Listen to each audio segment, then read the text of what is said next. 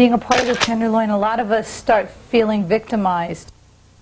It's going to work when people like Cecil and the rest of us get totally involved and not wait for somebody else to solve the problem. These are the kind of things you read about happening other places. They don't happen here. Till I moved down here and I saw it happening every single day. But love is really part of the answer. This weekend, my son and I did something we enjoyed. There was a Time for Recovery march down in the Tenderloin. Clyde Memorial was there, St. Anthony's Kitchen was there. They had a lot of people from the resident hotels and all, members, residents of the Tenderloin, and we marched from Clyde Memorial through all the streets in the Tenderloin, you know, yelling, you know, time for recovery, get off crack and get off dope. And you were telling me that Reverend Cecil Williams stopped at stores. He did. And we stopped at a couple of small little grocery stores. Like mom and pop stores on the corner? There in the Tenderloin. And he would stand up like in a fire hydrant and he would say, "This store behind me is taking advantage of the residents of the Tenderloin. They are buying food stamps at 15 cents on the dollar. They are forcing people that they don't get to see their checks only through liquor. When they order orange juice, they are given liquor. Don't buy in this store anymore until they change their ways." Everybody cheered, and then we'd march down the street and he'd stop at another store. But it really, I mean, there were a lot of people in this march who it seemed to me were going through recovery. And they were people there, that were struggling with their addictions. Yeah, and you looked up into all these residents in the hotels and you saw people, and you were trying to get them to come out and join the march, and I'm glad we did it.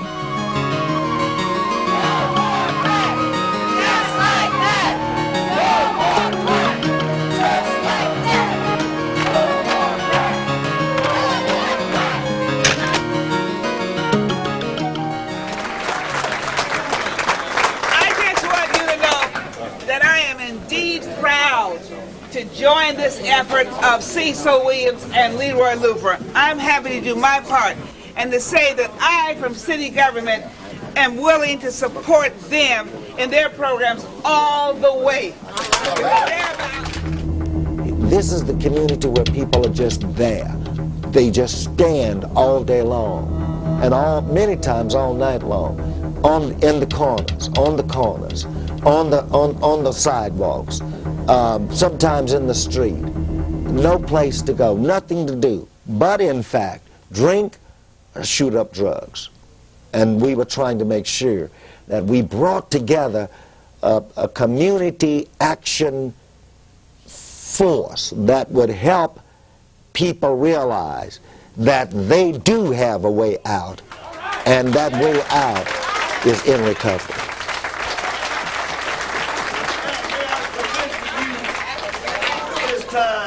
The co-chair of the march, Leroy Looper, who will speak to you.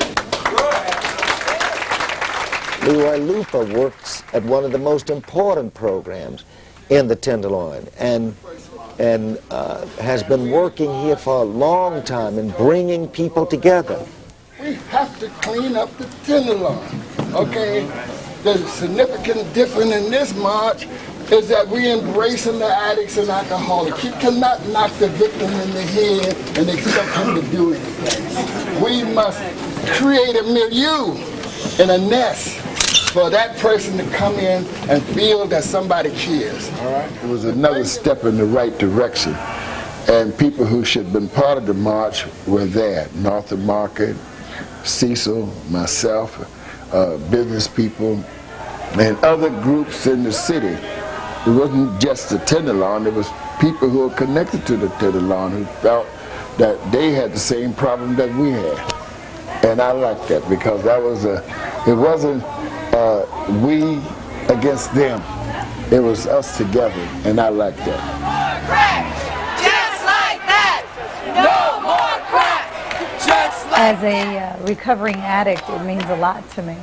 So when Glide Church started talking about doing recovery marches, for us at the Safe and Sober Streets Committee, it was a logical place to become a part of. That way, At this march on Saturday, we brought about 50 people from the Southeast Asian Committee to the Safe and Sober Streets Committee and people on our board.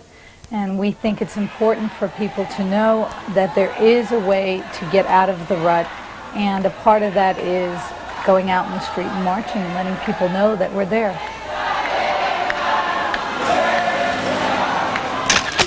Our march was an outreach march. It was to try to touch the lives of people as they stood on the street corners. It was to try to touch the lives of people as they stood in the mix. It was to touch the lives of people as they stood in front of the liquor stores.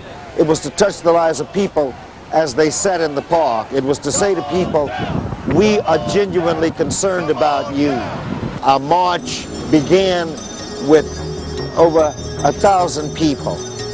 And as we marched, we attempted to bring people into the march so that they would be a part of it. And Reverend came over and shook hands with me, and he invited me to come over, so this is the first time I've ever been in any march, and it built up the confidence and the power on myself of trying to do something for our society too. I don't know if this is very important, but it's important to me that I was a user before, and through the GLADY program I've become very well sober, or well sober. I'm trying to stop that using and drinking and this going up and down every night. And the march, it did change a lot, and it's still changing. So anything that I can help you with, I will try to do like I'm helping myself.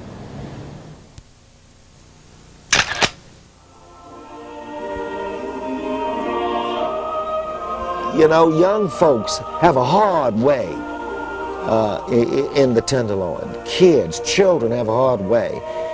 This is why it was important for us to have children in that march. The children marched also, and they were saying, hope not dope, and the children were saying, it's recovery time. The children were singing, ain't gonna let nobody turn me around, with the adults. And so it was a kind of coming together of the family, the extended family. It was time for us to make sure that this community knew that they were not alone, that they were not left out there, and the children especially to know they were going to be embraced. And that's what we were trying to do, embrace the children as well as the people on the street.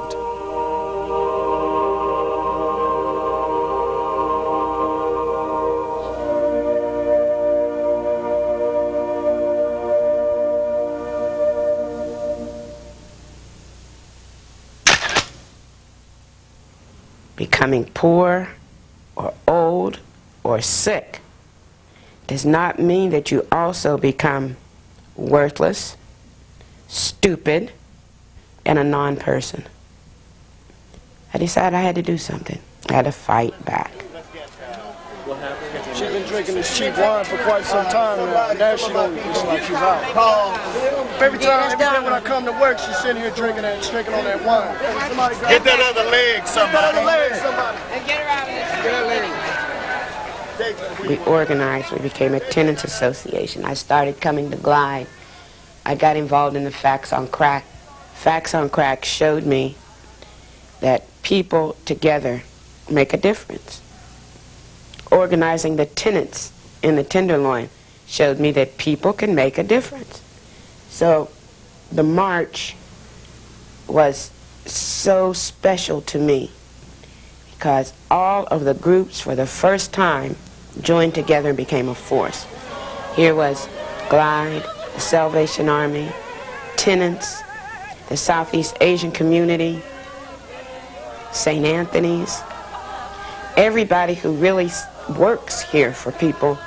For the very first time I saw them all working together.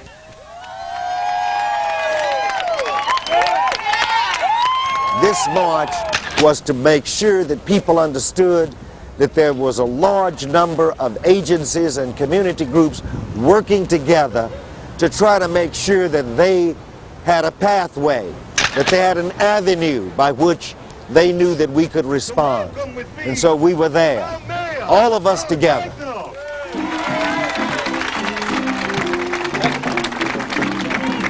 Thank you very much. Thank you. Thank you very much. I'm also very thankful and grateful to Cecil and the whole Glide team for once again being my partner as the mayor, not only in the Tenderloin, but being my partner all over the city. What Cecil has been doing with this effort is not just something that is geared for the 6 o'clock news or a one-day hit in a neighborhood. Many times well-meaning people decide to do a cleanup or some kind of neighborhood activity that only lasts for a day. That's not really productive and useful over the long run, even though it may be a momentary high. What Cecil's been doing, and we've talked about this, is not only having a spectacular one-day event, but then doing the kind of follow-through, the day-to-day work without the TV cameras there, without the kind of publicity that is available on the one-time hit, and that's what I support very strongly, and that's what's going to make a difference, the day-to-day work after the one-time event. Cecil's been doing that for years, and therefore I want to make sure that the mayor shows his support for that effort. And I'll be continuing to come back for as long as it takes till we can celebrate the kind of neighborhood we all want. Thank you very much.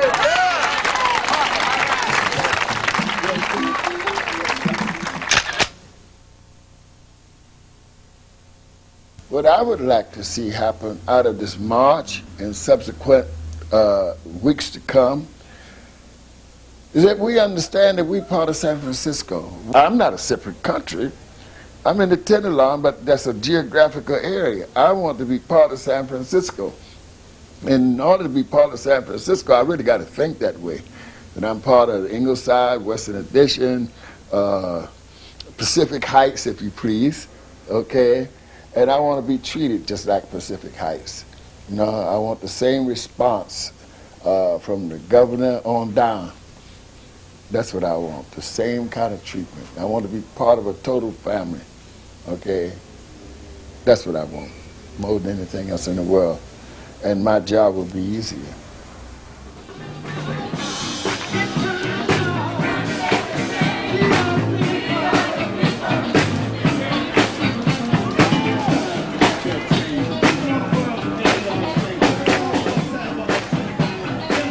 That's what this recovery program is about. It is to let people know that it's time. It is your time. It's your time to come on. It's time for recovery.